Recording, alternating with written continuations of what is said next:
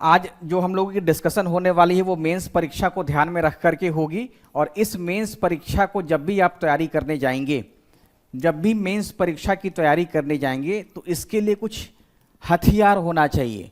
Mains परीक्षा की जो तैयारी है, वैष्णवी आपका स्वागत है। आप लोगों ने प्रोविजनल कट ऑफ प्रोविजनल की देखा आंसर का? एक बार उसको मिला करके कमेंट बॉक्स में जरूर बता देंगे कि आपका स्कोर जो है वो कितना हो रहा है। आकाश, गुड इवनिंग।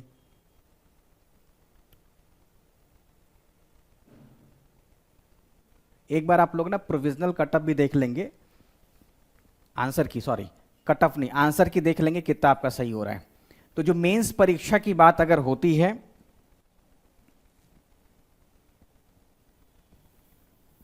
अगर हम मेंस परीक्षा की बात कर ले, जो आज की चर्चा का मुख्य विषय है, ठीक है, तो सबसे इसका प्रमुख क्या हथियार हो जाता है, आपको सिलेबस अच्छे से समझना है। बल्कि 2 से 3 बार आप इसको जरूर से देखें कि सिलेबस में वास्तव में क्या लिखा हुआ है। सिलेबस नहीं देखेंगे तो ठीक वैसे ही होगा कि जाना कहाँ है, चल किधर रहे हैं, ठीक है। तो सिलेबस इसके लिए मस्ट है, सिलेबस देखना जरूरी है। और सिलेबस जैसे आप कंपास की बात कर ले, दिशा सूचक जो यंत्र है, तो जो कंपास है दिशा बताने का काम करता है, तो ठीक वैसे ही आयोग ने आपको एक सिलेबस दिया है और ये सिलेबस आपको डायरेक्शन देने का काम करेगा। मेंस परीक्षा आप तब तक नहीं पास कर पाएंगे जब तक आपकी दिशा और आपकी योजना, दिशा और आपकी जो प्लानिंग है, जब तक सही नहीं होगी तब तक आप मेंस परीक्षा को क्वालिफाई कर नहीं सकते हैं। तो इसको एकदम से याद रखिएगा। सिर्फ मेहनत और सिर्फ पढ़ने से मेंस नहीं निकलने वाला है। प्रीलिम्स नहीं है कि आप अलग अलग क्षेत्रों में खूब ज्यादा वर्क कर रहे हैं, सवाल टकरा सकता है। ये मेंस है, इसमें आपकी लेखन शैली होगी तभी अच्छी जब आपकी जो दिशा योजना सही तरीके से हो। तो दिशा और जो योजना, जो आपकी प्लानिंग है वो सही होगी तभी मेंस निकलने वाला है। सिर्फ मेहनत करने से, खूब पढ़ने से मेंस नहीं निकलने वाला है। एकदम से आप लोग इसको पॉइंट नोट कर लेंगे कि सिर्फ पढ़े जा रहे हैं, संविधान का प्रस्तावना खोल लिए, पढ़े जा रहे हैं, ऐसे मेंस नहीं निकलने वाला है। अगर ऐसा है तो आपकी मेहनत बेकार हो जाएगी, इसलिए इसको समझना जरूरी है। तो मेंस परीक्षा के लिए सबसे महत्वपूर्ण क्या हो जाता है कि आप इसके सिलेबस को अच्छे से देखें, गहराई से देखें, इसमें क्या क्या पूछा गया है। अभी सिलेबस पे चर्चा होगी, इस क्लास में है ना, तो इसको जरूर देखें।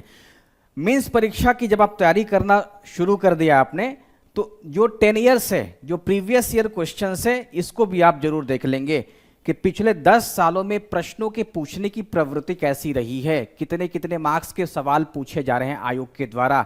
इसके अलावे क्या कुछ चेंजेज आए हैं पिछले 4-5 सालों में, है ना। जैसे 71वीं बीपीएससी मेंस से 70वीं का आपको मेंस के सारे सवाल को देख लेना है कि कैसा सवाल पूछा गया है आयोग के द्वारा।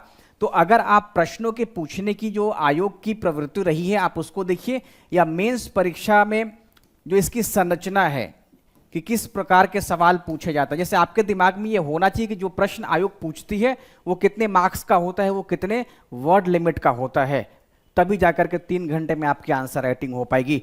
तो पीवाईक्यू को देखना जरूरी है, ताकि पीवाईक्यू के एनालिसिस से आप प्रश्न पूछने के ट्रेंड को जान सकते हैं। प्रश्न पूछने के ट्रेंड की अगर जानकारी करनी होगी तो आपको पीवाईक्यू देखना पड़ेगा। पीवाईक्यू देखेंगे तो पता चलेगा कि इस बार 70वीं की तुलना में 71वीं में किस प्रकार के प्रश्नों की पूछने की संभावना बन रही है, खास करके वैसे सब्जेक्ट में जो कि ट्रेडिशनल है, जैसे हिस्ट्री, आर्ट एंड कल्चर। इससे सवाल गेस हो जाता है और लड़ भी जाता है। तो ट्रेंड पता चल जाने के बाद आपके लिए फिर तैयारी जो है वो आसान हो जाती है।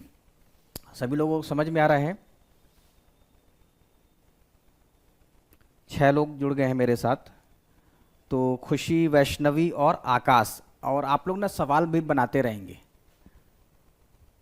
सवाल पूछते रहेंगे मेरे से कि आपको क्या क्या मार्गदर्शन चाहिए, क्या समस्या आ रही है, प्रीलिम्स के बाद कैसा अनुभव है, प्रीलिम्स के बाद आपकी मानसिकता कैसी फिलहाल है, बहुत ज़्यादा तनाव तो नहीं है।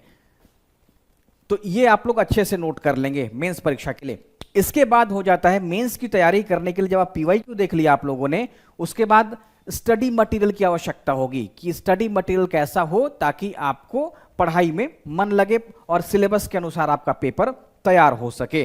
तो इसके बाद क्या हो जाता है, स्टडी मटेरियल यानी कि जो अध्ययन सामग्री है, ठीक है,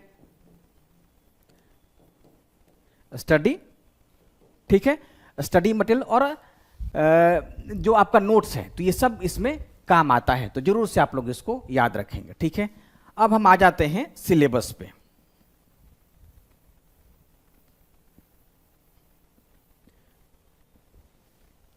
अब बीपीएससी का क्या है, जैसे अभी मैंने आपको बताया कि जैसे ही आप मेंस परीक्षा की तैयारी करने जा रहे हैं, तो इसमें क्या भूमिका आ गया, सिलेबस का। दूसरा क्या हो गया, पीवाईक्यू का। ठीक है, पीवाईक्यू का। तीसरा क्या आ गया, स्टडी मटेरियल का, स्टडी मटेरियल का। चौथा क्या हो जाएगा, आपके नोट्स का। ठीक है, इसकी भूमिका होनी चाहिए। एक हो जाता है आपका टेस्ट सीरीज, टेस्ट सीरीज। इन सब के मतलब ये सीढ़ी है, ये क्या है, आपको सीढ़ी है। पहले सिलेबस देखें, मतलब नीचे से देखेंगे, नीचे सिलेबस कर देंगे।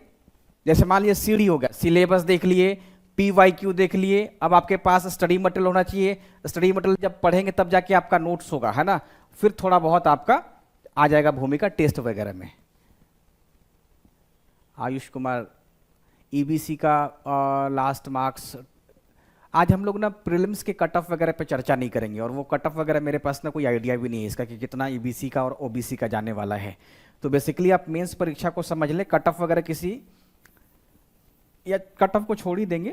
आयोग वगैरह के साइट पे तो कट ऑफ नहीं आता है, न्यूज़पेपर वगैरह में कट ऑफ वगैरह का थोड़ा बहुत आकलन रहता है, तो कट ऑफ पे बात नहीं करते, क्योंकि ये जो क्लास है ना ये मेंस ओरिएंटेड है, उनको डिस्टर्बेंस होगी।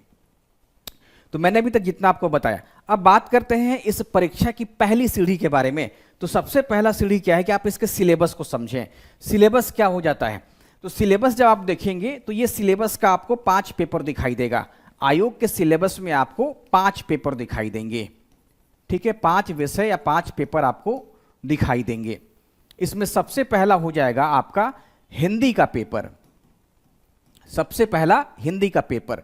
उसके बाद एसे का पेपर, उसके बाद जीएस 1 है, जीएस 1। उसके बाद क्या है, जीएस 2। उसके बाद क्या है, ऑप्शनल, ऑप्शनल। ठीक है, तो ये मेंस की परीक्षा में इतने इतने प्रकार के पेपर हैं। तो पेपर 1 क्या है, हिंदी है। पेपर 2 क्या है, एसे है। उसके बाद जीएस 1 है, जीएस 2 है, और फिर ऑप्शनल है।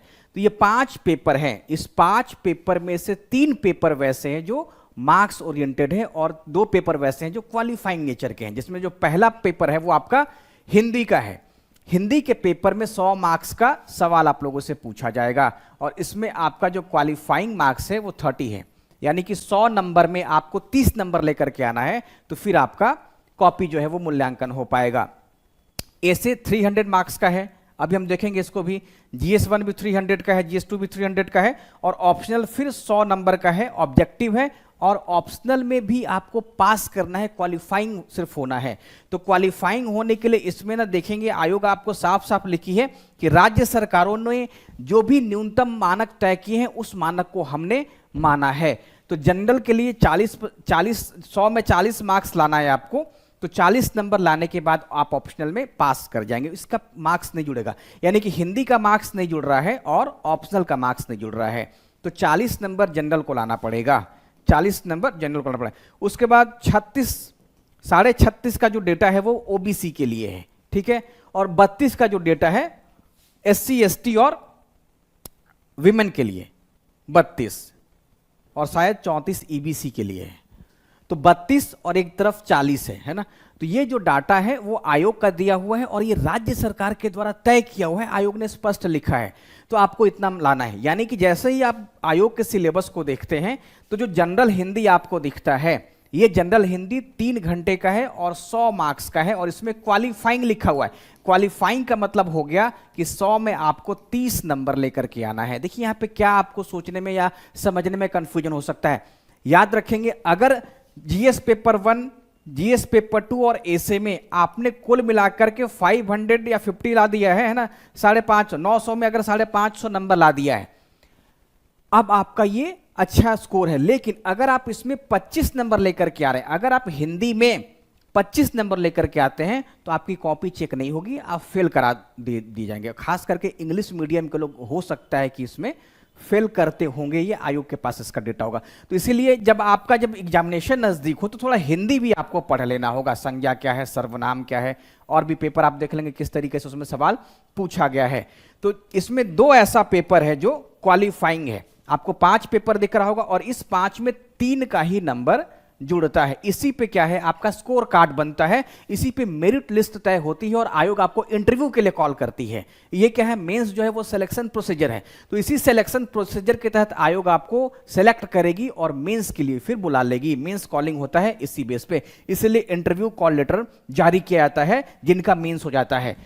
टर्मोलॉजी क्या है, इंटरव्यू कॉल लेटर, यानी कि आयोग आपको बुला रही है। आयोग आपको इसलिए बुला रही है कि अब आपका वो पर्सनालिटी टेस्ट करने वाली है और पर्सनालिटी टेस्ट करने के बाद आपको ये तय कर लेगी कि हाँ ये व्यक्ति प्रशासक बनने योग्य है या नहीं है। तो ये आयोग का अपना जांचने का मेथड है। तो जो मेंस परीक्षा है इसमें 3 ऐसे पेपर हैं जिसके मार्क्स आपके जुड़ते हैं, और जो ऑप्शनल है ये भी क्वालिफाइंग कर दिया गया है। ये 68वीं बीपीएससी के बाद से देखा जाए तो सिलेबस में चेंजिंग आ चुकी है, यानी कि अब आपको बिल्कुल नए पैटर्न के अनुसार तैयार हो जाना है। उसके बाद जो दूसरा पेपर आप लोग देख रहे होंगे ये जीएस का पेपर 1 है। जीएस पेपर 1 300 का है और 3 घंटे का है। यहीं से आपकी जो स्किल है वो शुरू हो जाती है और आयोग से नंबर खींचने की यहाँ पे संभावना बनती है।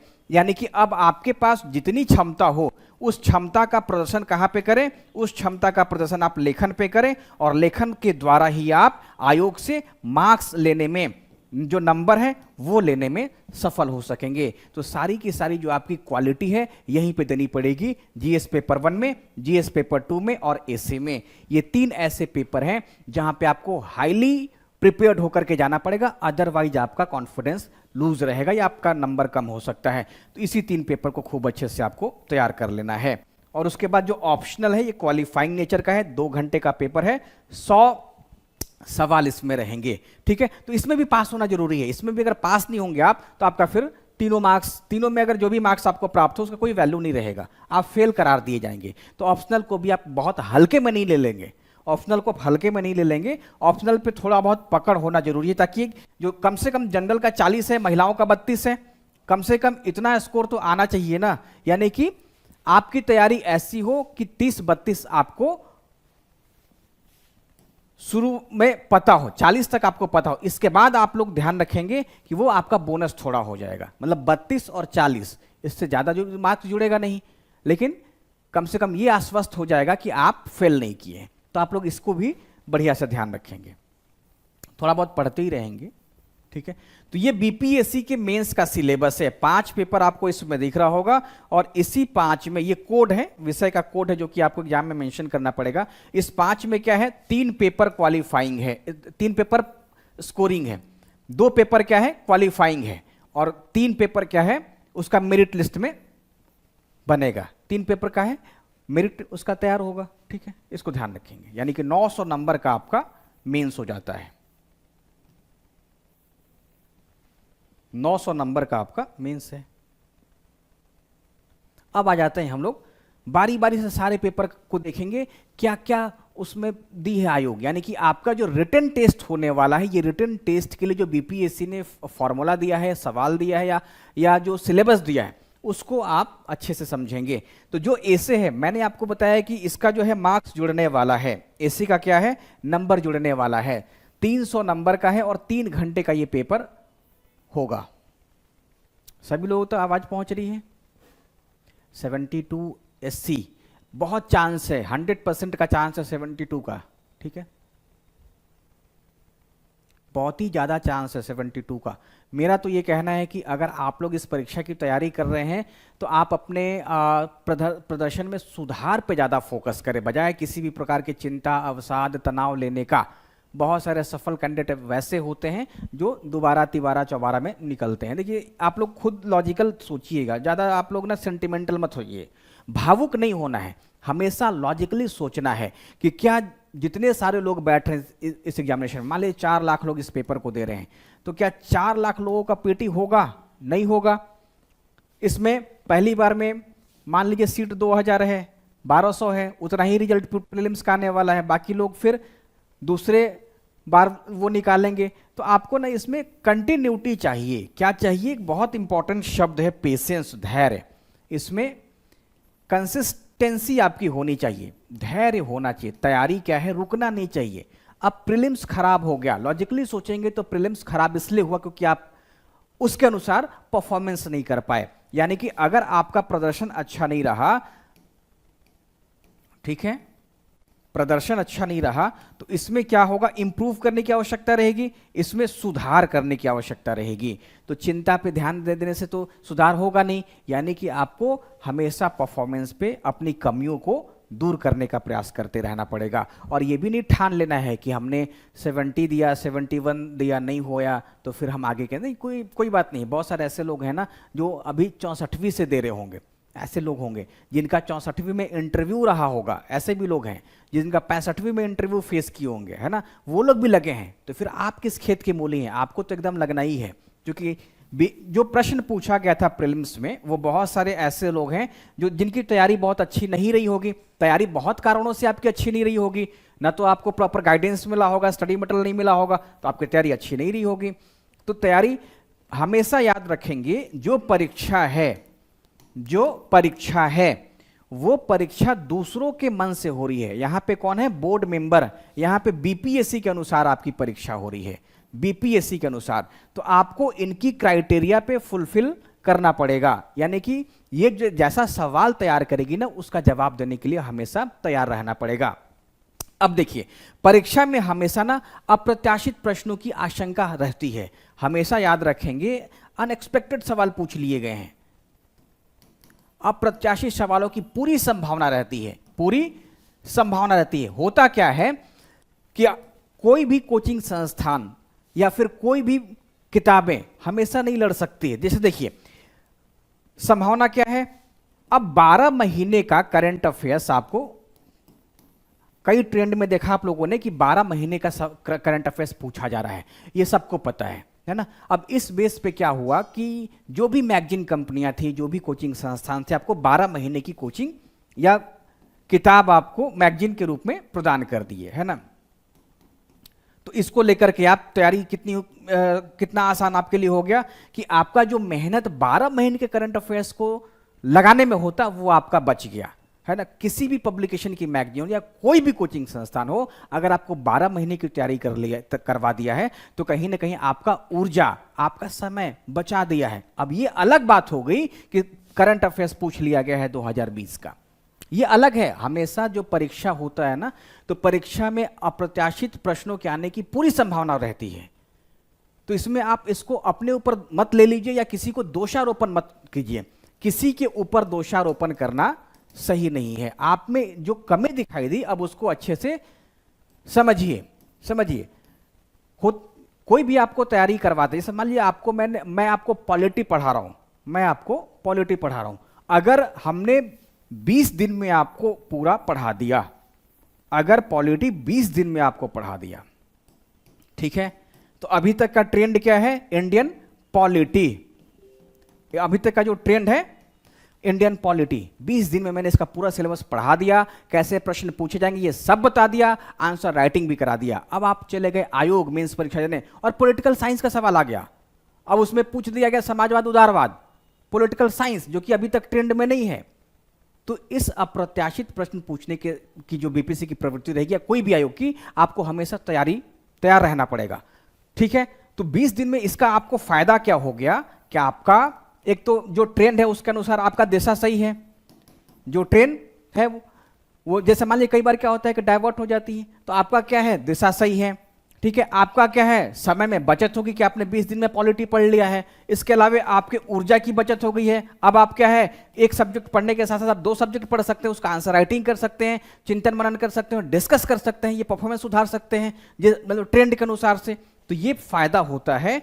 अब मान लीजिए कि अप्रत्याशित आ गया, तो फिर वो सबका एक जगह। तो इसमें आपको सावधानी क्या बरतनी है? इसमें सावधानी ये बरतनी है कि आपको अपने समझ का दायरा ऐसा बढ़ाना पड़ेगा, आपको अपनी समझ शक्ति ऐसी करनी पड़ेगी कि अगर सवाल कहीं से भी पूछा जाए तो आप उसके बारे में कम से कम 100 शब्दों में लिखने को तैयार रहें। जैसे मान लीजिए ऐसे किसी भी बुक का नहीं लड़ा। तो ये आप क्यों ऐसा चेक करते हैं कि ऐसे सारे के सारे बुक का लड़ जाए? क्या आयोग के पास किताब नहीं होता होगा? होता होगा, वो सब आयोग देख लेती होगी कि इसमें कौन सा है कौन सा नहीं है। तो वो आयोग आपसे सवाल पूछती है, तो आपको अपने को ऐसा सक्षम बना लेना है कि अगर किसी भी विषय पर पूछा जाएगा तो आप कम से कम 600-800 शब्दों में लिखने के लायक रह सकेंगे। अभी जैसे मैं पढ़ा रहा हूं, कोई मुझे कह दे कि भ्रष्टाचार पे बोलना है, तो कम से कम इतना लेवल होना चाहिए कि हम भ्रष्टाचार पे 1 घंटे की क्लास ले लें।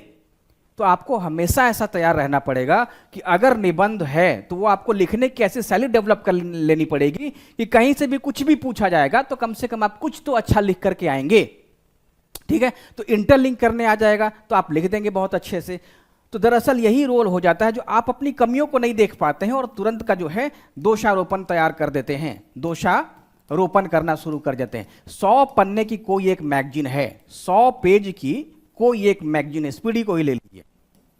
ठीक है, अगर 100 पेज की कोई एक मैगजीन में 12 महीने का करंट अफेयर्स दिया हुआ है और 12 महीने के करंट अफेयर्स को तैयार करने में आप ध्यान रखेंगे 12 महीने का पूरा पढ़ना पड़ता होगा, उसके बाद इसका निचोड़ निकालना पड़ता होगा, तब जाकर के एक मैगजीन तैयार होती है। पहले तो ये हर महीने आती होगी, हर महीने लोग डेली लगे हुए हैं, डेली उनका 1 घंटे का बर्बाद होता होगा, है ना। तो 360 दिन या 365 दिन में आप काउंट कर लीजिए कितना हो सकता है। आपका समय बच गया, आप इसी मैगजीन को कितने दिन में खत्म कर दे रहे हैं? 15-20 दिन में खत्म कर दे रहे हैं। तो ये रोल हो जाता है गाइडेंस के द्वारा, है ना, कि आप उसकी आपकी जो तैयारी है बहुत सरल आसान हो जाती है। ठीक है, तो इस बात को भी आपको ध्यान रखना है। अब जैसे आपको मैं तैयार करवाऊंगा बिहार स्पेसिफिक के संदर्भ में, जैसे कोई भी चीज होती है बिहार के संदर्भ में होगा। ठीक है, अब मान लीजिए आयोग का मूड बदल गया और वो एमपी का 2-4 योजना उठा करके पूछ दी है, तो ऐसे तो भारत में जितने भी राज्य हैं वो संभव नहीं है आपको याद करना। मेंस का परीक्षा है, सिलेबस और पीवाईक्यू के अनुसार आपको तैयार रहना पड़ेगा, तो इसीलिए आपको हमेशा चौकस रहना पड़ेगा। सबसे बड़ी बात कि आपको किसी के ऊपर दोषारोपण नहीं करना है। आप खुद सोचिए कि अगर आपको कोई पढ़ा रहा है तो वो आपको 1 घंटा पढ़ाने से पहले वो घर पे 3 घंटा 4 घंटा पढ़ के आ रहा है।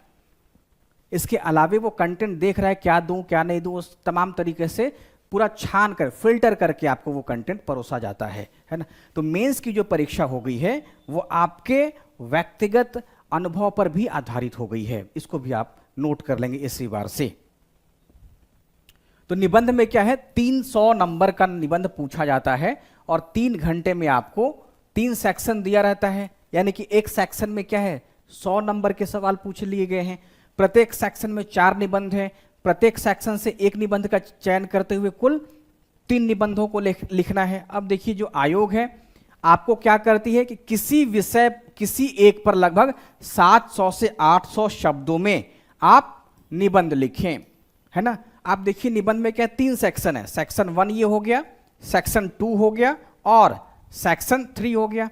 3 सेक्शन आपको निबंध में आयोग ने दे दिया है। अब 3 सेक्शन में से एक एक सवाल आपको लिखना है, किस में से 4 में से, 4 में से, यानी कि कुल टोटल जो सवाल हो गए हैं वो आपको 12 सवाल दिख रहा है। जो लोग भी एकदम नए तैयारी में जुड़ गए हैं ना, तो आपको मैं निबंध का सिलेबस एनालिसिस कर रहा हूं, निबंध के सिलेबस को समझेंगे, पहले से प्रिपेयर रहेंगे। आपके दिमाग में वो फॉर्मेट होना चाहिए कि निबंध का पेपर कैसा आयोग पूछती है, इसमें कितने सेक्शन होते हैं और पर सेक्शन से कितने सवाल आपको एग्जामिनेशन में लिखना है, कितने वर्ड्स का होता है, तो ये सब आपके दिमाग में होना चाहिए।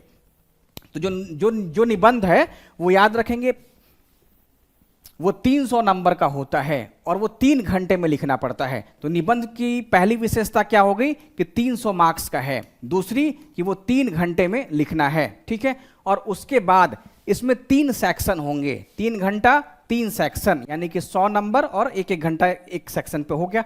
तो एक सेक्शन, 2 सेक्शन, 3 सेक्शन, और इसके बाद 4 में से कोई एक, और शब्द सीमा जो है 700 से 800 शब्दों में है। तो 700-800 शब्दों में एक निबंध को आपको लिख डालना है।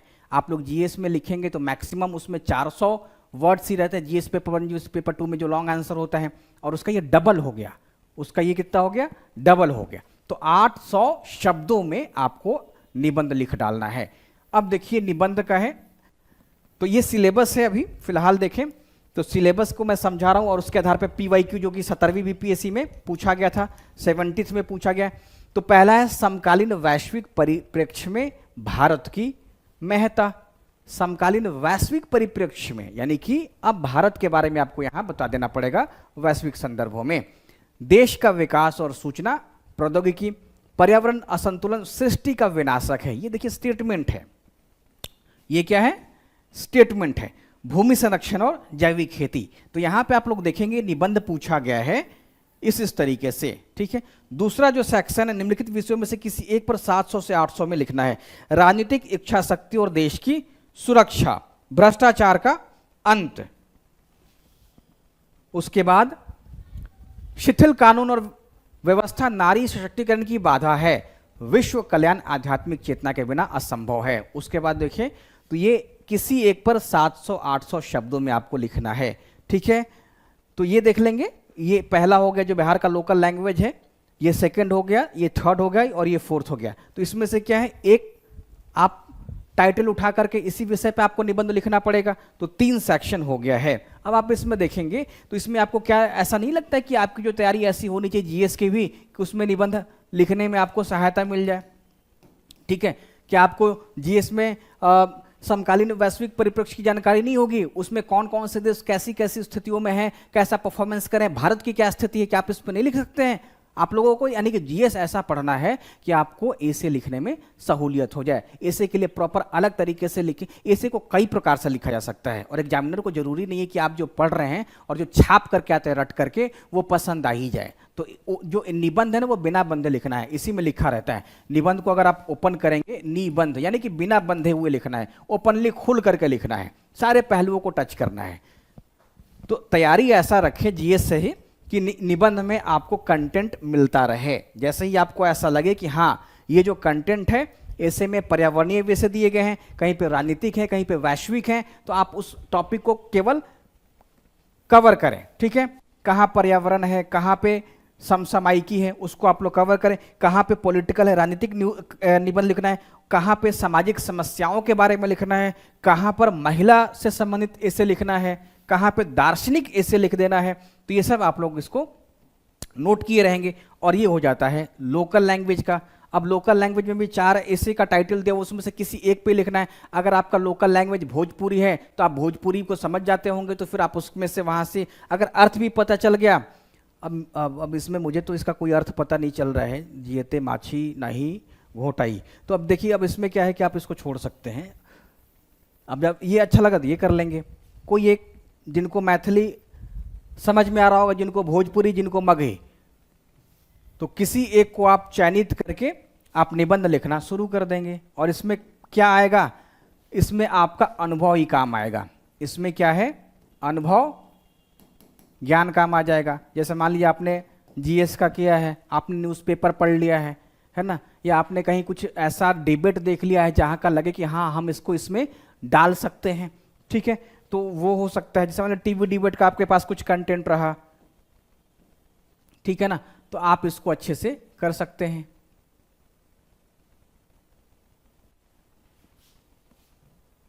तो हमेशा आप लोग इसको तैयार रखेंगे। तो ये रहा निबंध का डिस्कशन। लास्ट में आप लोगों को ना मैं बता दूंगा लास्ट में कि आपकी जो तैयारी है यानी कि स्टडी पे कैसे फोकस करना है, ये बहुत इंपॉर्टेंट पॉइंट रहेगा, ठीक है।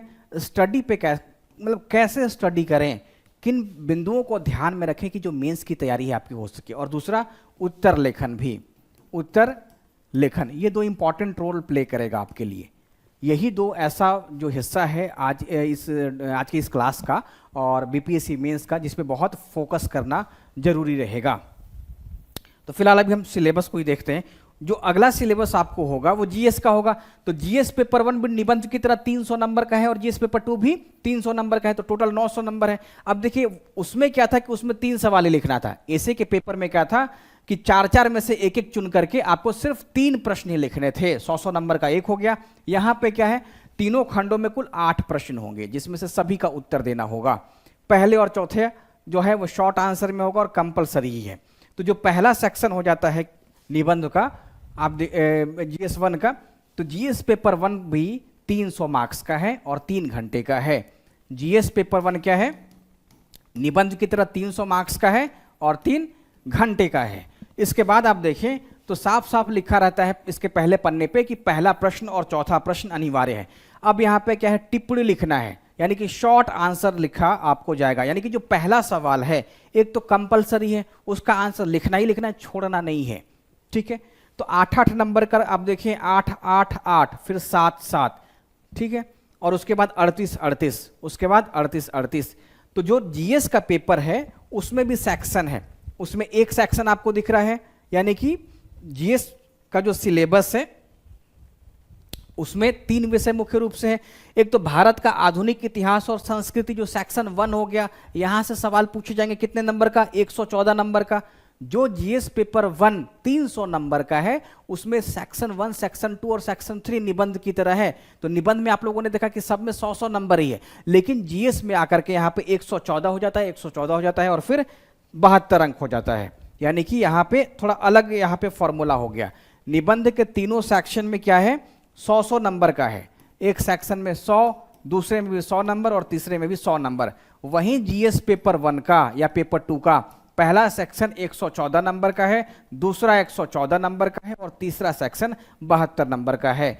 तो पहले में हिस्ट्री वगैरह है, हिस्ट्री आर्ट एंड कल्चर हो गया, करंट इवेंट्स हो गया, तो 114 नंबर का है, और जो डेटा इंटरप्रिटेशन है, जो डाटा जो जिसको डीआई आप लोग कहते हैं, वो 72 नंबर का है, यानी कि जिसका डीआई पूरा सही हो गया उसको 72 नंबर मिलना तय है। तो श्योर यहाँ पे उसको मिल जाएगा।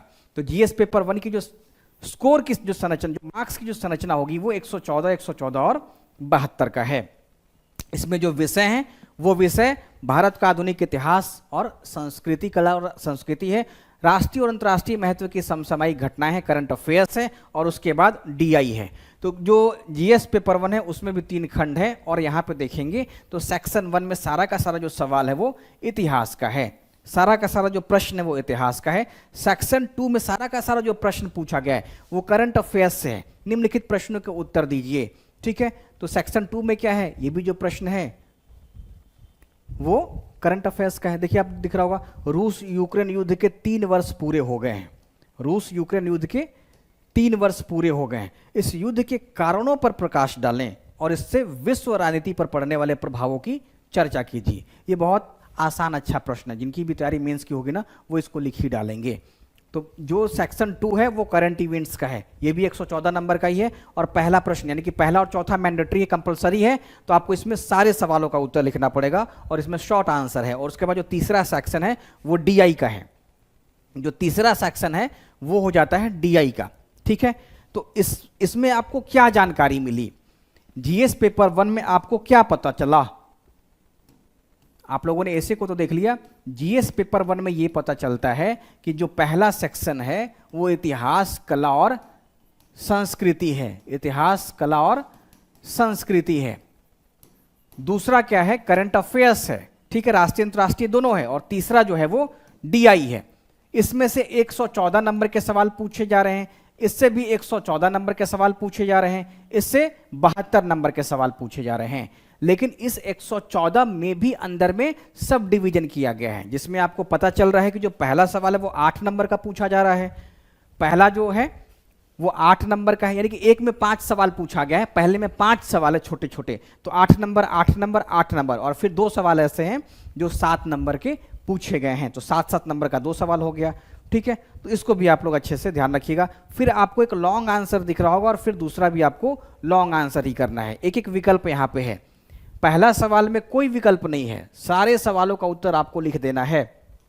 जैसे दूसरा प्रश्न में जाएंगे तो एक विकल्प आपको दिखाई देगा, यानी कि 2 में से कोई एक लिखना है, 2 में से कोई एक, और ठीक तीसरे में भी 2 में से कोई एक लिख देना है, यानी कि यहां से 1 हो गया, इसके पहले वाले में से 1 हो गया और यहां पे 1 हो गया। तो चूंकि एक में 5 सवाल है तो कुल मिलाकर के 5, 6 और 7, यानी कि हिस्ट्री में टोटल सवाल क्या है, आपको 7 लिखना है, ठीक है। इतिहास में कितना सवाल बनता है,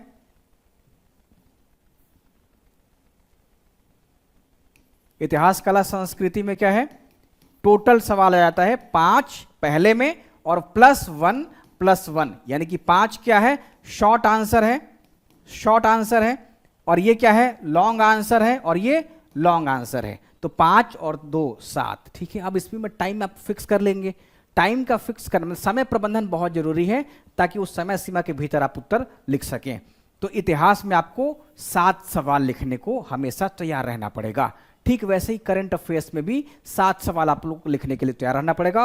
और डीआई की बात आप लोग प्रश्न देख करके या क्वेश्चन बैंक देख करके कर लीजिएगा, DI आता नहीं है हमको। DI 72 नंबर का है, DI क्या है 36 नंबर का 2 सवाल है ना, 36 नंबर का 2 है, तो उसका 72 है, तो आप लोग ध्यान रखें। अब आ जाते हैं GS पेपर 2 में। जो GS पेपर 2 है,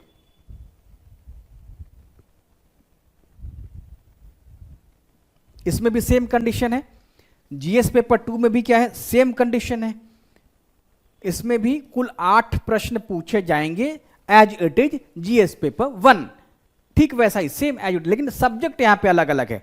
इसमें 4 आपको पेपर दिखाई देगा। जो पहला सेक्शन है वो दिखाई देगा इंडियन पॉलिटी का।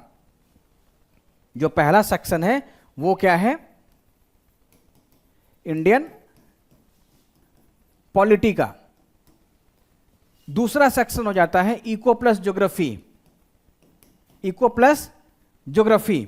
जो तीसरा हो जाता है वो साइंस एंड टेक, ठीक है, साइंस एंड टेक। तो ये यहां पे जो विषय है वो बदल गए हैं। पहले पेपर में आप लोगों ने देखा कि इतिहास, कला, संस्कृति है, करंट अफेयर्स है और उसके बाद DI है। ठीक वैसे पेपर 2 में इंडियन पॉलिटी है, इकोनॉमिक्स, ज्योग्राफी है और साइंस और टेक है।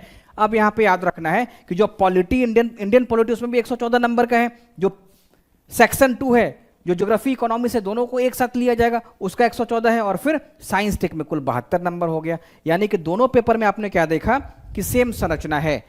दोनों पेपर 1 को देखें, GS पेपर 1 को और GS पेपर 2 को, GS पेपर 2 को, दोनों की पहली विशेषता ये रही कि 300 नंबर का दोनों पेपर है। दोनों पेपर क्या है, 300 नंबर का है। दोनों पेपर को 3 घंटे में आपको लिख डालना है। दोनों पेपर को 3 घंटे में लिख डालना है। दोनों पेपर में विषय अलग अलग हैं। एक में क्या है, history, art and culture, history, art and culture है। उसके बाद करंट अफेयर्स है और उसके बाद DI है। इसमें क्या है, इसमें इंडियन पॉलिटी है, उसके बाद ज्योग्राफी और इकोनॉमिक्स है, इकोनॉमिक्स प्लस ज्योग्राफी है और उसके बाद साइंस और टेक है। तो यहां पे पेपर का संरचना जो है बदल जाता है, तो लेकिन समय और मार्क्स दोनों का बराबर है। तो ये हो गया आपका GS पेपर 2, 1 दोनों का, और सेम संरचना है। पेपर 1 में भी पहला और चौथा कंपलसरी है और पेपर 2 में भी पहला और चौथा कंपलसरी है, ठीक है। इसको भी आप अच्छे से ध्यान रखेंगे। तो ये रहा GS पेपर 1 का और GS पेपर 2 का संरचना। और उसके बाद ऑप्शनल क्या है, वो 2 घंटे का है, 100 नंबर का है, उसमें आपको क्वालिफाई कर जाना है, ठीक है। तो अब क्या बात होनी चाहिए कि जो आपकी मेंस की तैयारी है, आपका जो मेंस की तैयारी है, तो ये जो मेंस की तैयारी है, इस मेंस की तैयारी करते समय किन किन पक्षों को आप ध्यान रखेंगे, किन किन पक्षों को आप ध्यान रखेंगे। अब जैसे मान लिया जाए, कोई सवाल तो नहीं है आपका, खुशी SC मेल रिजल्ट होगा,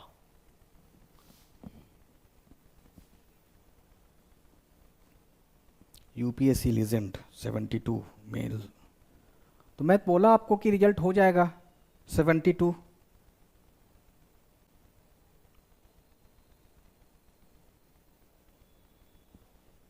ठीक है, 72 पे हो जाएगा। शुरू कर देते हैं मेंस की तैयारी। जो थंबनेल है आपको वो दिख रहा होगा कि मेंस की तैयारी कैसे करें। सिलेबस समझ गए होंगे आप लोग।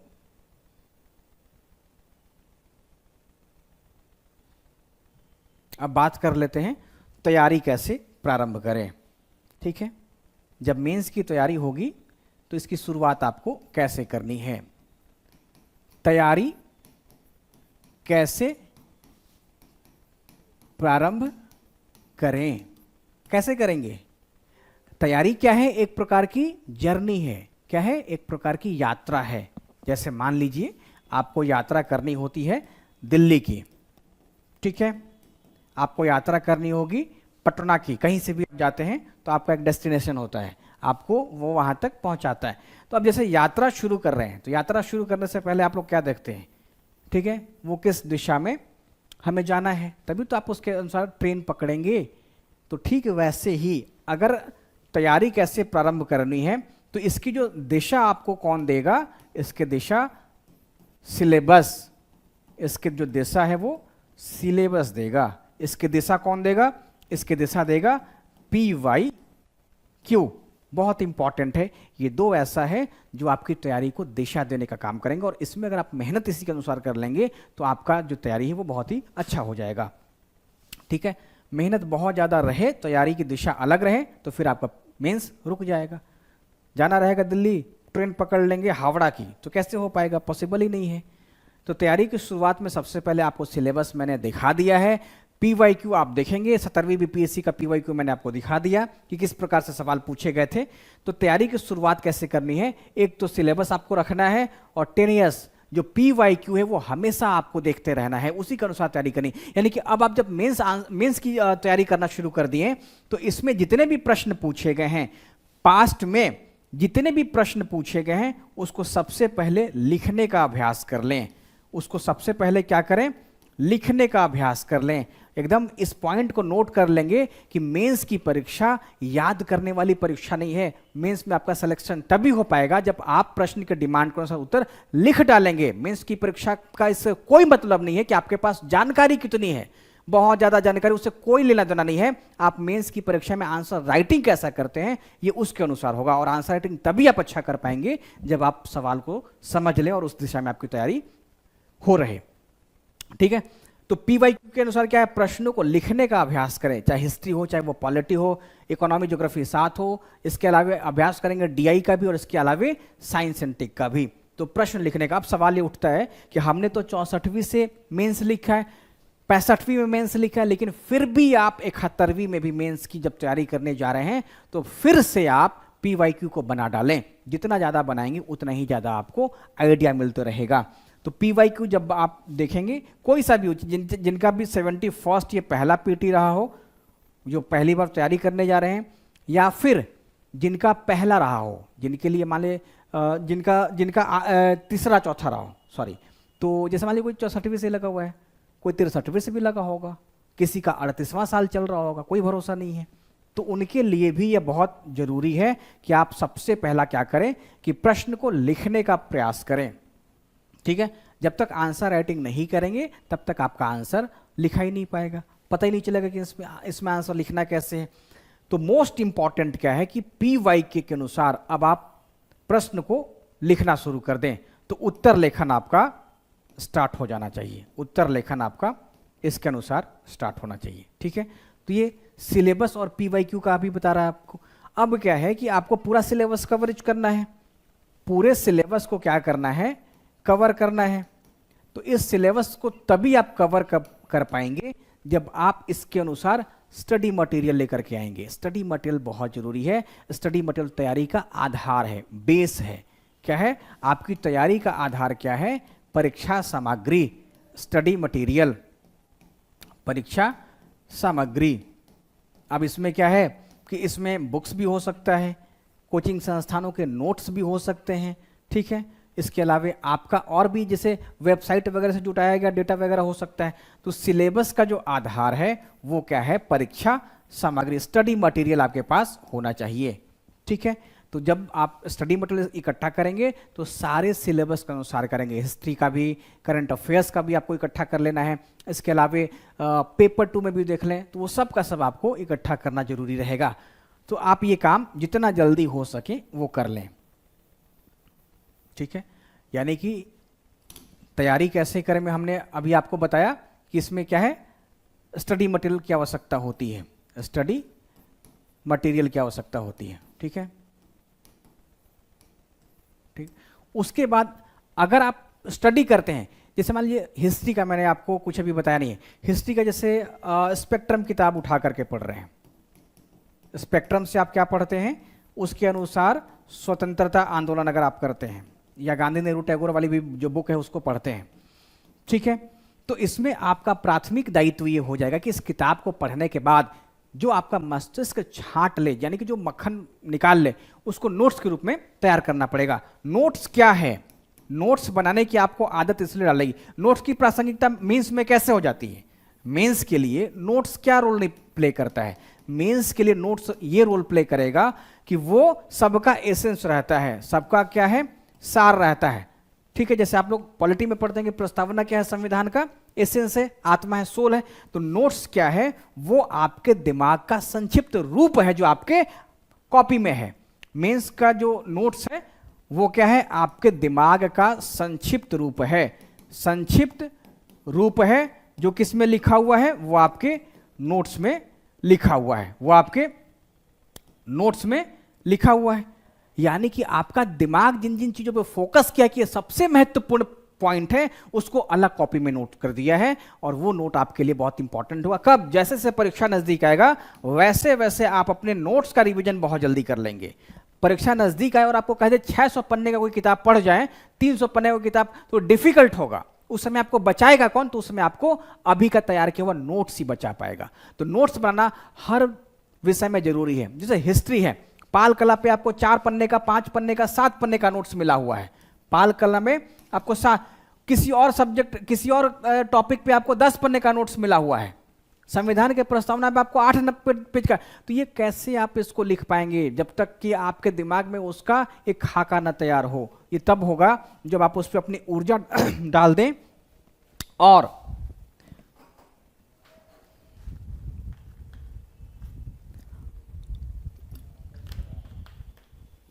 जब आप अपनी ऊर्जा डाल दें और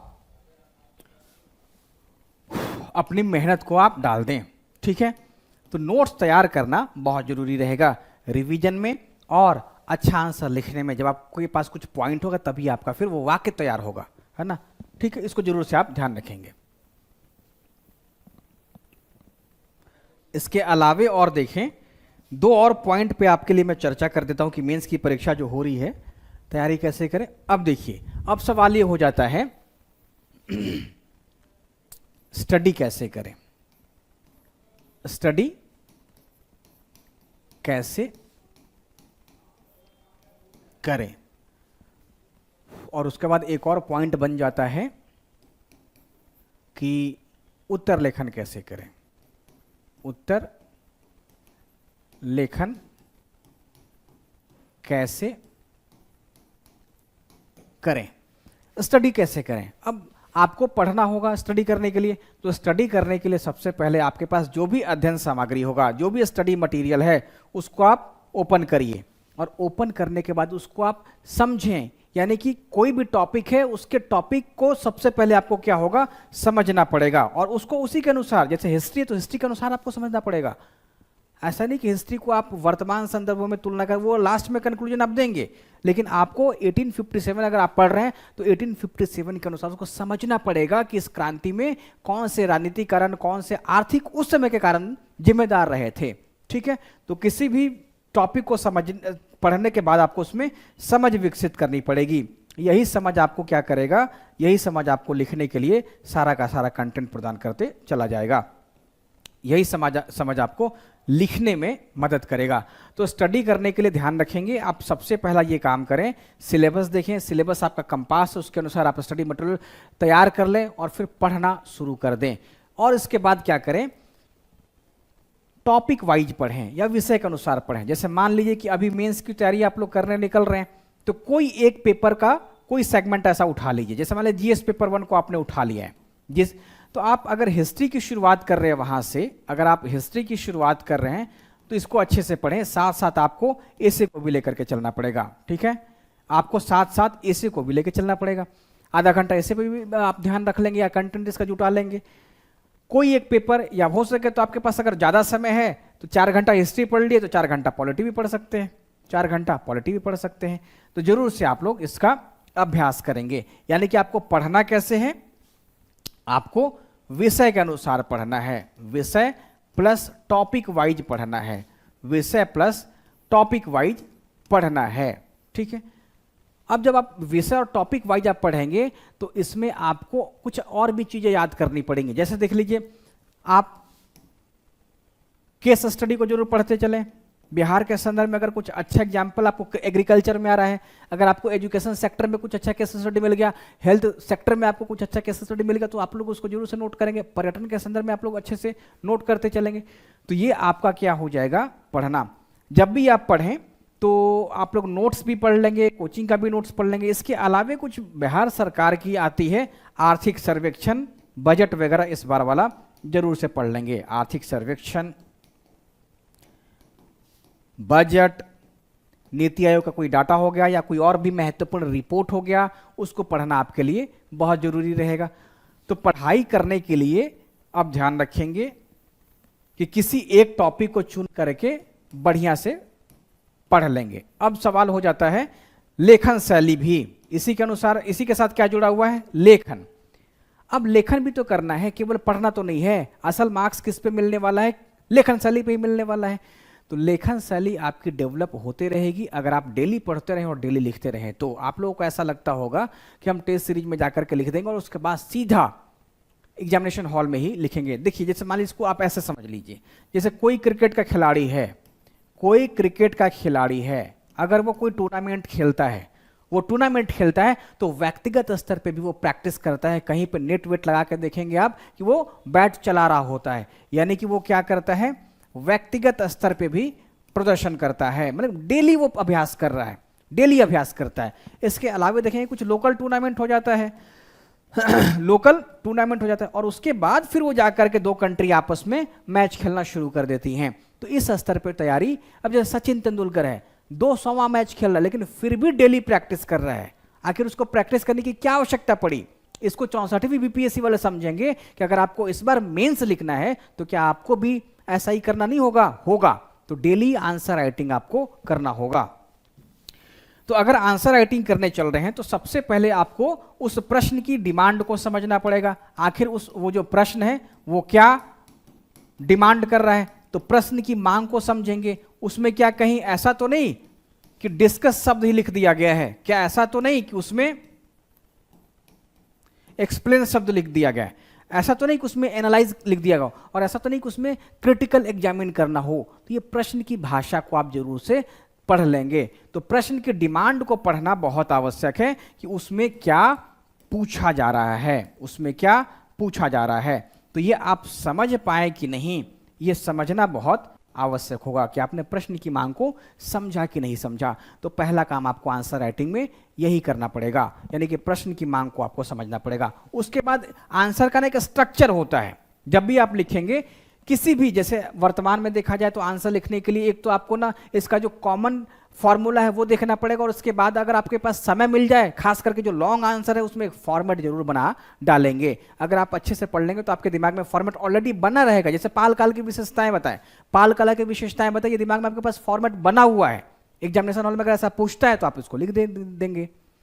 फॉर्मेट बनाने में दिक्कत तब आएगी जो बिल्कुल नए स्तर का प्रश्न हो जाए, लेकिन फिर भी अगर आप अच्छे से पढ़ेंगे तो एग्जामिनेशन हॉल में फॉर्मेट बनता चला जाएगा। एक कॉमन जो फॉर्मेट क्या है कि आपको किसी आंसर का ना इंट्रो बड़ा अच्छा लिखना पड़ेगा, उसके बाद उसका जो बॉडी है, उसका जो बीच वाला हिस्सा है, उसका जो मध्य भाग है वो लिखना पड़ेगा, और उसके बाद एक निष्कर्ष, उसके बाद एक कंक्लूजन लिखना पड़ेगा। तो इंट्रो, बॉडी और कंक्लूजन ये आंसर राइटिंग का एक फॉर्मूला है, इसी पे आपको आंसर लिखना पड़ेगा। तो उत्तर लिखने के क्रम में सबसे पहले आपको इंट्रो, बॉडी और कंक्लूजन पे काम करना पड़ेगा। अब जैसे देखिए इसमें शॉर्ट आंसर आ गया, शॉर्ट आंसर आ गया, और पूछने वाला क्या है, जैसे मान लीजिए पटना कलम पे सवाल इस बार पूछा जा सकता है, मौर्य कला पे पूछा जा सकता है, कोई कला पे पूछा जा सकता है। तो कोई आर्ट एंड कल्चर पे अगर आपसे सवाल पूछा जाता है तो इसमें इंट्रो, बॉडी, कंक्लूजन जो कि बहुत छोटा है, अगर 8 नंबर का है तो आपको लगभग 80 से 100 शब्द में लिख देना है, ठीक है। तो इसमें क्या करेंगे कि कला क्या है बस उतना ही लिख दीजिएगा, या पटना कलम क्या है थोड़ा बहुत एक लाइन में हो जाएगा। जैसे मान लीजिए कि अगर हम 8 नंबर का सवाल लिखते हैं तो इसका 80 से लगभग 100 शब्द जो है वो आपका काम उसमें होगा, आंसर में होगा। अब इसमें 20 कर देंगे जो वर्ड है वो भूमिका में, इंट्रो में, उसके बाद 60 वर्ड कर दीजिए उसके बॉडी को लिखने में, और फिर 10-20 वर्ड जो है वो लिख दीजिएगा कंक्लूजन में। तो क्या ये नहीं हो पाएगा? ये ऐसा हो जाएगा। और चूंकि कंपटीशन तगड़ा है, थोड़ा बहुत आपको डिफरेंट करना ही पड़ेगा। उत्तर लेखन शैली में ऐसा करना बहुत ही जरूरी है। तो इंट्रो, बॉडी, कंक्लूजन के अनुसार आप अपने उत्तर को लिखेंगे। उसके बाद अगर आपको उत्तर लिखना है तो तीसरा सबसे मोस्ट इंपॉर्टेंट पॉइंट हो जाता है कि आपके पास कोई ऐसा अलग से क्रिएटिविटी हो, कोई ऐसा कला हो जो आप अपने आंसर में अगर डाल दें तो वो और अच्छा हो जाए। क्योंकि आंसर जो वो प्रेजेंटेशन पर डिपेंड करता है, क्या किस पे? प्रस्तुतिकरण पे। उत्तर जो है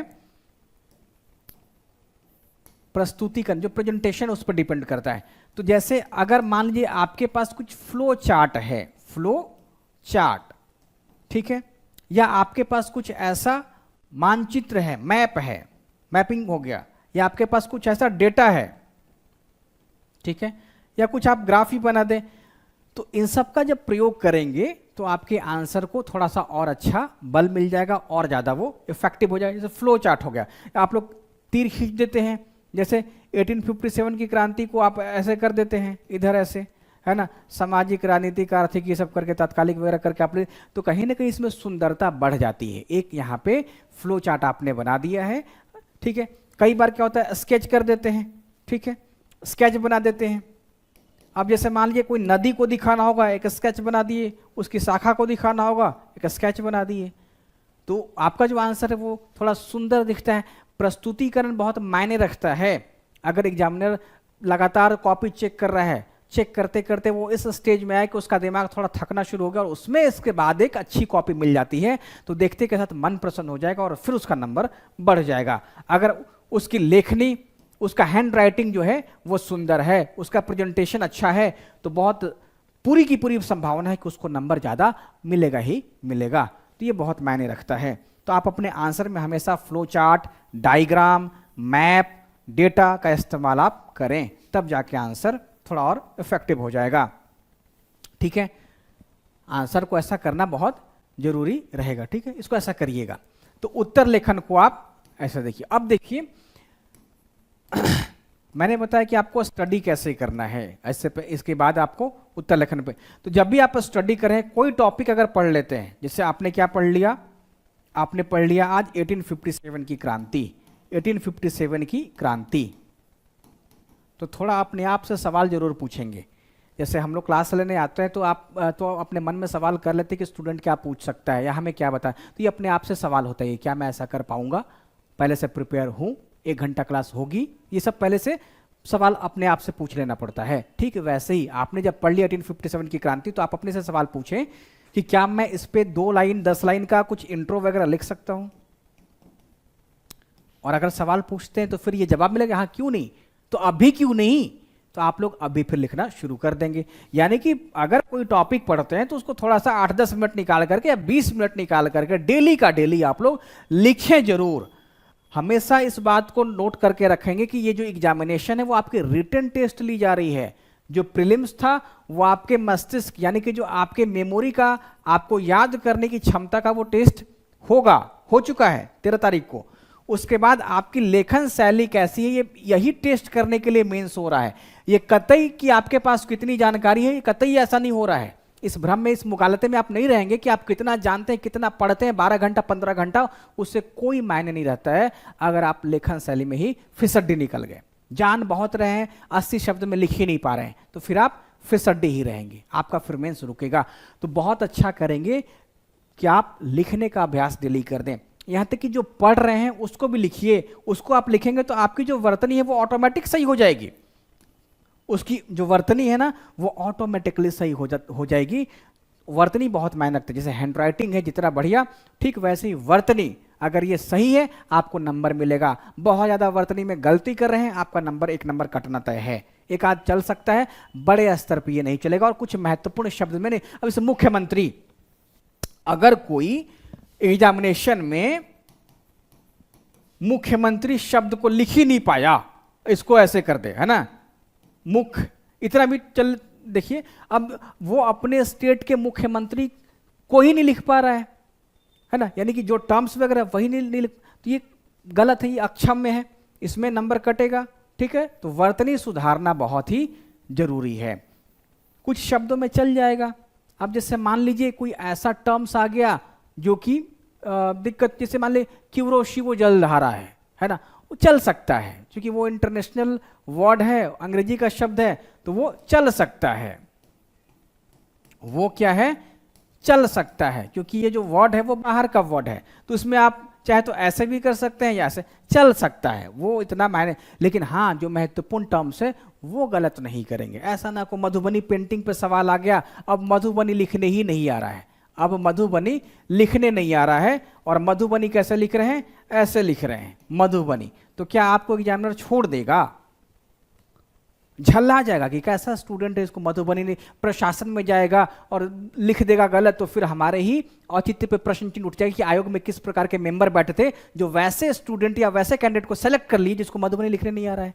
तो आपकी जो वर्तनी है वो सही होनी चाहिए। अंतर्राष्ट्रीय संदर्भों में चल सकता है, डोनाल्ड ट्रंप का नाम अब थोड़ा गलत चल सकता है, लेकिन कोशिश कीजिएगा खूब अच्छे से सबको सीख लेने के लिए, ठीक है, सबको अच्छे से सीख लेने के लिए। हालांकि व्यक्तिगत नाम नहीं रहेगा, लेकिन फिर भी राष्ट्रपति, उपराष्ट्रपति, ये सब जो टर्म्स वगैरह है अच्छे से आप लिखने की कोशिश कीजिएगा। तो वर्तनी में भी बहुत अच्छे से ध्यान रखेंगे, वर्तनी। उसके बाद उत्तर लेखन में क्या है, समय प्रबंधन, और पढ़ाई में भी समय प्रबंधन। पढ़ाई में भी ऐसा ना हो कि हिस्ट्री पढ़ने चले गए और लगभग 45-50 दिन हिस्ट्री पढ़ रहे हैं, तो ऐसा भी तैयारी आपकी अधूरी रह जाएगी, ठीक है। तो पढ़ते समय भी आपको समय प्रबंधन ध्यान रखना है और लिखते समय भी आपको समय प्रबंधन का ध्यान रखना है। यानी कि अगर आप जीएस में जाएं तो 300 नंबर का सवाल पूछा जा रहा है, 3 घंटे का टाइम है और उसमें भी लगभग 7 सवाल आपको लिखना है, 5 छोटा है 2 बड़ा है, तो आप एक्यूरेट मानेंगे तो लगभग 22 मिनट का एक प्रश्न पे आपको समय मिल जाता है। तो 22 मिनट में आपको ऐसा कर देना पड़ेगा। और जो हिस्ट्री का 1 में 5 शॉर्ट आंसर, उसको भी 22 मिनट में लिख देना है। यानी कि अब आप इसको जोड़ लें, एक प्रश्न पे कितना आपको टाइम मिल गया है ना, तो उसी के अनुसार आप कर लेंगे। तो उत्तर लेखन में क्या है, टाइम मैनेजमेंट का, समय प्रबंधन का ध्यान देना बहुत ही आवश्यक है। यानी कि समय सीमा में ही आपको उत्तर लिख डालना है। इस बात को भी आप अच्छे से नोट करें। ये सब वैसे वैसे मिस्टेक्स हैं जो आपको पता ही नहीं चल पाता है और सिर्फ आप अभी झोला लेकर के कोचिंग दौड़ाना कहीं पे भी या सेल्फ स्टडी करना शुरू कर देता है। ऐसा नहीं करना है आपको बिल्कुल साइंटिफिक अप्रोच के साथ मेंस की तैयारी करनी है। और ये अगर अप्रोच आप लोग डेवलप कर लेते हैं तो बहुत कम जानकारी के बाद भी आप बहुत अच्छे से आंसर लिख देंगे। खास करके एसे का जो पेपर है, एसे को आप कतई हल्के में मत लीजिएगा, एसे को आप कतई हल्के में मत लीजिएगा। एसे का पेपर वो पेपर है जो सिर्फ आपका सिलेक्शन नहीं तय करता है, आपका रैंक तय कर देगा। तो ऐसे में कोशिश कीजिएगा जितना ज़्यादा से ज़्यादा आपको मार्क्स मिले, अधिक मार्क्स पे फोकस करना है। ये क्या है, आपका रैंक तय करेगा। आपका मेंस के बाद जो इंटरव्यू कॉलिंग आएगा उसमें आपका ये तय करता है ना। तो बहुत अच्छे से आप ये सब काम करेंगे। तो उत्तर लेखन को भी आप ध्यान रखिएगा, ठीक है। और किसी का कोई सवाल हो तो इस तरीके से आपकी जो तैयारी है वो आपकी होनी चाहिए। यानी कि अगर आप मेंस की तैयारी करने जा रहे हैं तो सबसे पहले सिलेबस देख लें, सिलेबस देखने के बाद पीवाईक्यू से ट्रेंड देख लें और ट्रेंड देखने के बाद आप स्टडी मटेरियल जुगाड़ कर लें। इसके अलावे आप नोट्स अपना खुद से बना दें, ठीक है। और उसके बाद फिर पढ़ें और उसके बाद उत्तर लिखें और उसके बाद फिर जांच करें। अब जांच कैसे करेंगे, जांच एक तो आपको डेली होगा, जैसे मान लीजिए आप खुद ही लिख रहे हैं तो आप अपने नोट से मिला लें, किताब से मिला लें, ठीक है। और एक हो जाता है आपका टेस्ट सीरीज का, तो टेस्ट सीरीज कहीं से भी आप ज्वाइन कर लेंगे। यहाँ पे संडे को टेस्ट होने वाला है तो आप संडे का टेस्ट ज्वाइन करके लिख लीजिए कि कैसा आप कर रहे हैं। हिस्ट्री का टेस्ट होने वाला है, 12 बजे से समय निर्धारित कर दिया गया, तो आप टेस्ट को ज्वाइन कर सकते हैं, तो टेस्ट कर लीजिएगा। इसके अलावा आपका जो डेली आंसर राइटिंग होगा वो भी कीजिएगा। अब सवाल हो जाता है कि कोई आपका मेंटर होना चाहिए, आप तय कर लेंगे कि कोई आपका मेंटर, जैसे मान लीजिए कोई क्रिकेटर है, भारत में क्या है, क्रिकेट है, एक तय किया जाता है कोच, क्या जो प्लेयर है वो खेलने नहीं आ रहा है, उनको क्रिकेट खेलने नहीं आता कि उनके ऊपर भी एक गुरु को रख दिया जाता है। तो कोच का काम होता है वो उस खिलाड़ी की कमजोरी को देखे, अगर कहीं उसकी जो दिशा है वो गलत है तो उसको डायरेक्ट कर दे, उसको गाइड कर दे, तो ये कोच की भूमिका हो जाती है। तो आप एक अपने से देख लेंगे, अगर आपका अनुभव है, आप खुद ही कोच हैं तो फिर कोई बात ही नहीं है, अगर आपको ऐसा लगता है कि आपको ना गाइडेंस की आवश्यकता है, मार्गदर्शन की आवश्यकता है, तो आप जरूर लेंगे। लेकिन नाप तौल करके, कुल मिलाकर के आप उसको इवेलुएट कर लेंगे, मूल्यांकन कर लेंगे कि कौन आपके लिए सटीक मार्गदर्शक होगा।